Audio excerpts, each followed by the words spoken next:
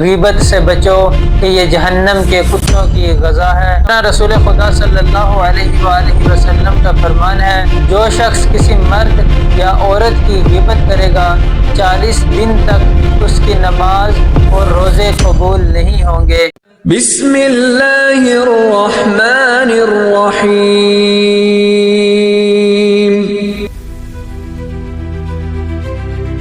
وَبِهِ نَسْتَعِينُ وَهُوَ خَيْرُ نَاصِرٍ وَمُعِينٍ أَمَّا بَعْدُ فَقَدْ قَالَ اللَّهُ تَبَارَكَ وَتَعَالَى فِي كِتَابِهِ الْمَجِيدِ وَلَا يَغْتَبْ بَعْضُكُمْ بَعْضًا صدق اللہ العلی العظیم۔ مومنین کرام، پروردگار متعال سورہ حجرات کی اس آیہ مجیدہ میں مومنین سے مخاطب ہوتے ہوئے فرما رہا ہے وَلَا يَغْتَبْ بَعْضُكُمْ بَعْضًا کہ تم میں سے بعض کی غیبت نہ کرو، اور اسی آیہ مجیدہ میں فرمایا کہ غیبت کرنے والا گویا ایسے ہے کہ وہ اپنے مردہ بھائی کا گوشت کھا رہا ہے۔ اس کے علاوہ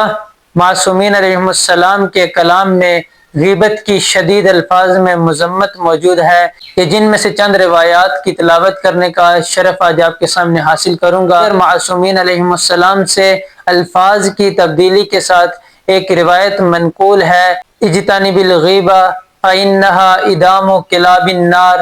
کہ غیبت سے بچو کہ یہ جہنم کے کتوں کی غذا ہے۔ معلوم ہوا کہ اس روایت کے مطابق جو شخص غیبت کر رہا ہے وہ ایک جہنم کا کتا ہے کہ جو اپنی بھوک مٹانے کے لیے اس غیبت جیسے رذائل فاسدہ کو اپنے استعمال میں لا کر اپنے نفس کو تسکین پہنچانے کی کوشش کر رہا ہے۔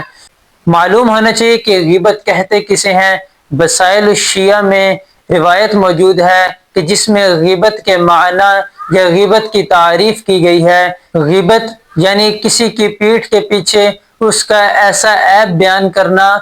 کہ جس سے لوگ ناواقف ہوں، اور وہ عیب جب خود اس شخص کے سامنے بیان کیا جائے تو اس کو برا محسوس ہو۔ رسول خدا صلی اللہ علیہ وآلہ وسلم نے فرمایا کہ اپنی زبانوں کو اپنے مسلمان بھائیوں کی بدگوئی سے بچائے رکھو، اگر ان میں سے کوئی مر بھی جائے تو اس کا بھلائی کے ساتھ ہی تذکرہ کرو۔ امام جعفر صادق علیہ السلام سے منقول ہے کہ غیبت کرنے والا شخص اگر توبہ کر لے تو وہ جنت میں جانے والا سب سے آخری فرد ہوگا، اور اگر غیبت کرنے والا شخص توبہ نہ کرے تو وہ جہنم میں جانے والا سب سے پہلا فرد ہوگا۔ اسی طرح امام علی رضا علیہ السلام نے اپنے آبائے طاہرین کی سند سے امام زین العابدین علیہ السلام سے روایت کی ہے،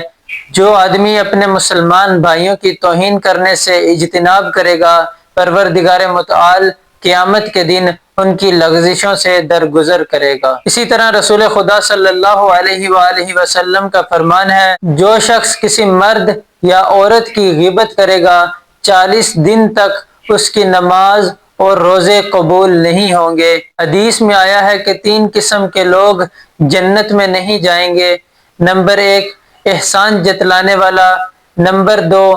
غیبت کرنے والا، نمبر 3 ہمیشہ شراب پینے والا۔ انسان ایک خطا کا پتلا ہے، اگر اس سے کسی مومن بھائی کی غیبت ہو جائے تو آیا اس کا ازالہ کیا جا سکتا ہے؟ آیا اس کا کفارہ دیا جا سکتا ہے؟ کیا یہ ممکن ہے کہ ہم اس مومن بھائی کے پاس جا کر مغفرت طلب کریں، ہم اس سے معافی کے طالب بنیں؟ غیبت کرنے والے کو جب بھی یہ احساس ہو جائے کہ اس نے اپنے مومن بھائی کی غیبت کی ہے تو اسے سب سے پہلے جو کام کرنا ہے وہ پروردگار متعال کے سامنے ندامت کا اظہار کرنا ہے کہ اے میرے پروردگار، میں نے تیرے حکم کی نافرمانی کی اور میں نے تیری مخلوق میں سے تیرے ایک بندے کی غیبت کی ہے، اس کی توہین کی ہے، اس کے وہ راز کہ جن کو تو نے پوشیدہ کر رکھا تھا میں نے ان کو عیاں کرنے کی کوشش کی ہے، لیکن پروردگار متعال میں گنہگار ہوں، اے پروردگار میں آپ کی بارگاہ میں آ چکا ہوں، مجھے معاف کر دیجئے۔ اور اس کے بعد جس قدر ممکن ہو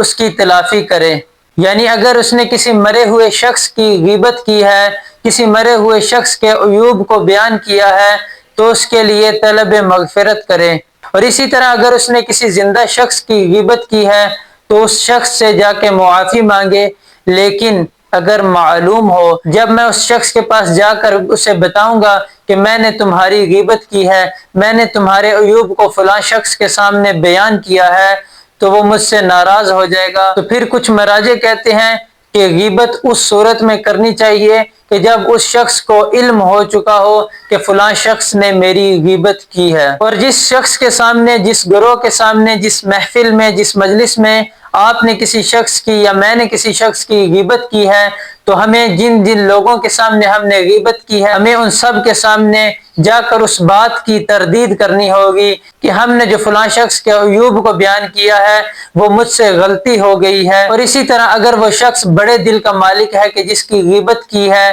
تو اس سے جا کر معافی مانگے کہ اے برادر عزیز، اے میرے دوست، میں نے آپ کی غیبت کی ہے تو مجھے معاف کر دیجئے۔ شیخ طوسی رحمۃ اللہ علیہ کتاب شرح تجرید میں رسول خدا صلی اللہ علیہ وآلہ وسلم کی حدیث کے ضمن میں لکھتے ہیں، جس شخص کی غیبت کی گئی ہو اگر اسے علم ہو چکا ہو تو چاہیے کہ جا کر اس شخص سے معافی مانگی جائے، اور اگر وہ شخص اس سے بے خبر ہو تو جب بھی اس کی یاد آئے تو اس کے لیے طلب مغفرت کی جائے۔ سوال ہو سکتا ہے کہ میں نے کسی کی غیبت نہیں کی، ہاں مگر میں نے غیبت کو سنا ہے، تو کیا مجھے بھی کوئی سزا ہوگی؟ کیا میری بھی سرزنش ہوگی؟ تو حدیث میں آیا ہے السامع شریک القائل، کہ سننے والا بات کرنے والے کے ساتھ شریک ہے۔ تو گویا معلوم ہوا کہ غیبت سننے والا بھی اسی طرح ہی ہے کہ اس نے غیبت کی ہو۔ رسول خدا صلی اللہ علیہ وآلہ وسلم کا فرمان ہے کہ جو شخص غیبت سن کر اس کی تردید کرے تو اللہ تعالیٰ اس شخص پر 1000 برائی کے دروازے بند کر دے گا۔ لیکن اگر کوئی شخص غیبت سن کر خاموش رہے اور مکمل توجہ کے ساتھ غیبت سنے تو گویا وہ غیبت کرنے والے کے گناہ میں اس کے ساتھ شریک ہے۔ اور اگر غیبت سننے والا غیبت کیے جانے والے کی مدد کے قابل ہو پھر بھی مدد نہ کرے تو پروردگار متعال اس شخص کو دنیا اور آخرت میں ذلیل کرے گا۔ پروردگار متعال سے دعا گو ہے کہ پروردگار متعال ہمیں اس رذائل فاسدہ کو اپنے اندر سے ختم کرنے کی توفیق عطا فرمائے، اور ہمیں اس برائی سے بچنے کی توفیق عطا فرمائے، اور ہمارے وقت کے امام زمان عجل اللہ تعالی فرجہ الشریف کے ظہور میں تعجیل فرمائے۔ وما علینا الا البلاغ المبین۔